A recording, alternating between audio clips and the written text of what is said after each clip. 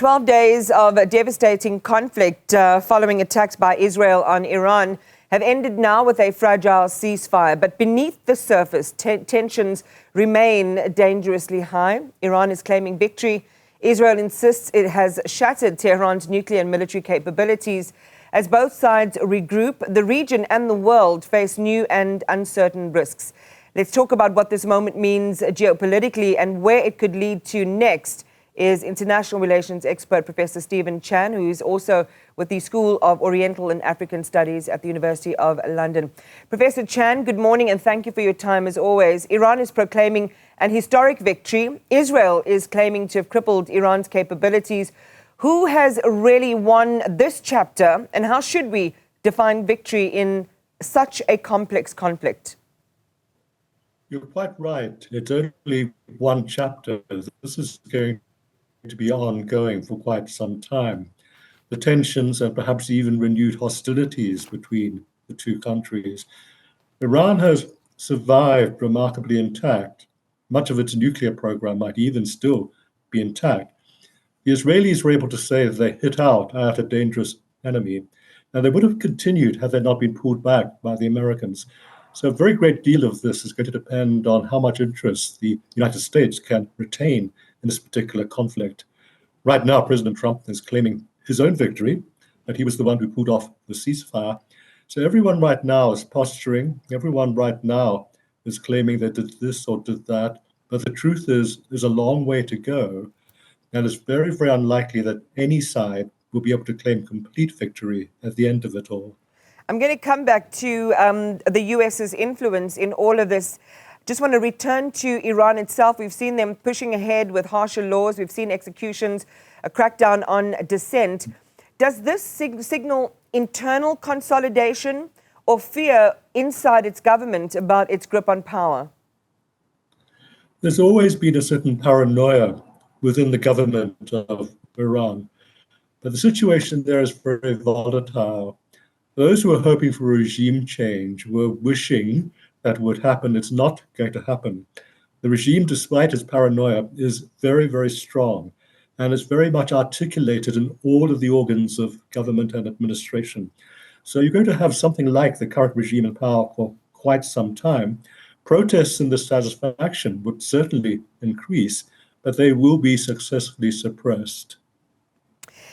The ceasefire seems to be holding for now, but seemingly both countries are clearly not done. Is this truly a pause or just a strategic regrouping for round two, Prof?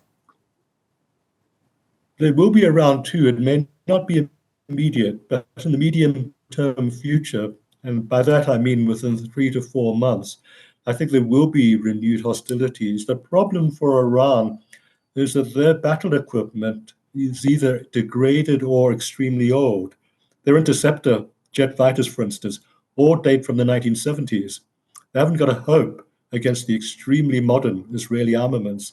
So they need to regroup, not only in terms of what they've got, but regroup in terms of devising new strategies of defense and possibly also offense, taking the fight to Israel. What would you say, as we sort of widen the aperture a bit, Professor Chan, about the balance of power and how it has shifted in the Middle East after these 12 days of war? Where does this leave the Arab Gulf states who long watched Iran perhaps warily, but now see it possibly weakened? They see it weakened. They'd welcome that. However, what they don't want is a weakened region. And they do very much incorporate Iran into their view of the region. One of the Gulf states, Qatar, for instance, has been very, very active in keeping channels open with Iran.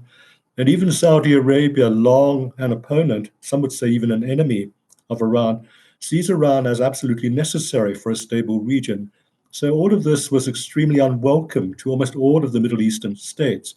And they would like some kind of incorporation of Iran of a recognized nature, not only into the region, but into the world community. So in that sense, there's an awful lot of diplomacy that has yet to be done. Let's talk about alliances next. And given Israel's with the US, Iran's deepening ties with Russia and potentially China, Are we looking at the hardening of a new Cold War-style axis in the region? Yes, we are, but we're also looking at something different from the old Cold War, and that is the emergence of regional alliances with some throw weight. The Arab states, for instance, dispose of a very great deal of oil that's still necessary to the world economy. Other countries like Turkey, who are extremely influential not only in their region but in the wider world, are also deeply involved. So what you've got is the old Cold War with the old superpowers refurbished in different ways, but you've also got new blocks of power and influence, and not just military influence. They've got very little of that compared with the superpowers, but a huge amount of financial and economic interest and power. So you've got a new world order which doesn't obey the old rules, but it doesn't also incorporate just the old superpower players. There are new players, new kids on the block. And if one of those new kids on the block incorporates a slightly reformed Iran in terms of its international behavior, you've actually got a very, very powerful force there that even the might of Israel would have some difficulty standing up against. Really, really interesting just to see, these nuances play out. Well, for now, because, as we talked about, kind of like a hardening and consolidation over the next couple of months and over the next few years, potentially, which will define that a lot more rigidly. But Professor Chan, we saw the US playing a major role in the strikes on Iran, but is now trying to position itself as a diplomatic mediator. Has Washington's credibility in the region been strengthened or damaged by its dual role, both as aggressor and, I want to say, wannabe peacemaker? It's not been dented in that the power of the United States is still very much there, and everyone's got to do business with the United States. The reputation of the President of the United States is one of great quizzicality. Where's he coming from? What's his next move going to be? In that sense, the Middle East shares the same open-mouthed view of President Trump as almost anyone else in world affairs right now. So you've got a sense that, okay, we've got to deal with the contradictions coming out of the United States. How we're going to deal with that, well, we don't quite know yet, but we're going to try to play it both ways, be extremely nice and positive towards the president and the US.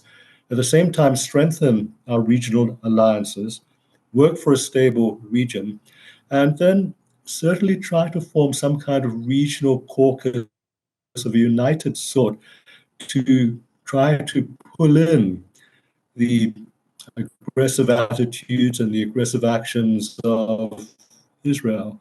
The fact that the Gaza conflict is still going on with so many casualties and fatalities, that's regarded very much in the Middle East as a blot on the copybook of what the Middle East can accomplish, which has been very, very little to stop the Israeli depredations.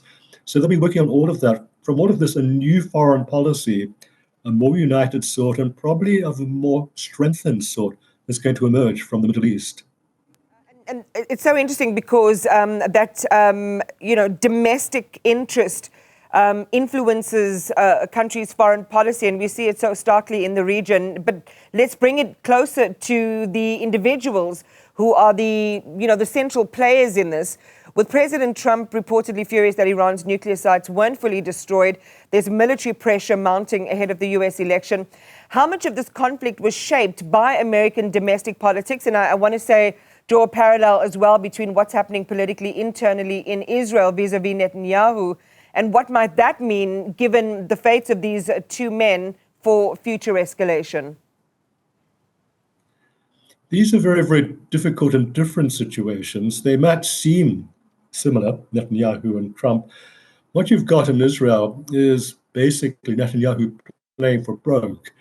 And he's not even the most extreme of the government. Someone like Israel Katz, the defense minister, for instance, is a very, very hardline hawk who would like to expand the war everywhere. The big question for Netanyahu, and as a related question for the United States of America, is how many fronts can Israel fight on at the same time? The more fronts it tries to fight on, the more fronts that it tries to widen, the more the United States will have to support it. because Israel is not the world's richest country. So all of its munitions, all of its weaponry have to come largely from the West, and within the West, largely from the United States. There is going to be a breaking point because there's growing dissent in the United States, despite all of the authoritarian repression of dissent, the arrest of activists, etc. There is a growing sense that Donald Trump cannot stay forever as the hardline hawk and must come to some kind of accommodation with his own people. What you've got in Israel is that even some of the leading generals, people who are professional soldiers, are having grave misgivings about how much they can sustain in terms of the current very, very wide series of offenses. So I would say that in both countries, domestic pressure would lead to some kind of at least partial reflection on how far they can go. And this discussion is incomplete without talking about Ayatollah Ruhollah Ali Khamenei, who is the supreme leader of Iran, who went into hiding, has been in hiding since these strikes began. We understand he is potentially emerging from that now. Just talk to us about his position in all of this inside Iran and on the international stage. Inside Iran, he's largely unable to be challenged. Not only is he the supreme power in terms of being the supreme theocratic leader of Iran, but the Iranian constitution is one of the world's most complex documents of a constitutional nature. And it's not just the Ayatollah at the top who's in charge. He's surrounded by this dense network of checks and balances, huge checks and balances, which all the same privilege the clerical class. So whether or not it's the current Ayatollah or a successor, and apparently he's named up to 3 potential successors in case he doesn't emerge in one piece, it's going to be a clerical regime. The big question is how modern a clerical regime can be in approaching the international capitalist secular world. It's a capitalist country, a theocratic country, but it's got to learn to come to grips with certain kinds of modernity, which even their very complex constitution doesn't provide for. So when you're talking about Iran, you're actually talking about one of the most complex countries on earth, with one of the most complex histories of great civilization, which the Iranians are extraordinarily proud of. So you can't deal with them as a bunch of rabble. You can't deal with them as a bunch of theocratic lunatics.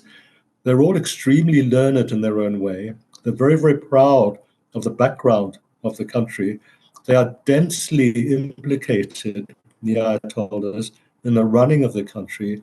No opposition force within the country is able to overthrow them. There may be momentary destabilizations, but they will remain in power for quite some time to come. American dreams of regime change are simply not going to be fulfilled. Interesting sketch you paint for us. Thank you, Professor Stephen Chan. Appreciate your time, your perspective and analysis this morning. International relations expert from the School of Oriental and African Studies at the University of London, chatting there to Professor Stephen Chan.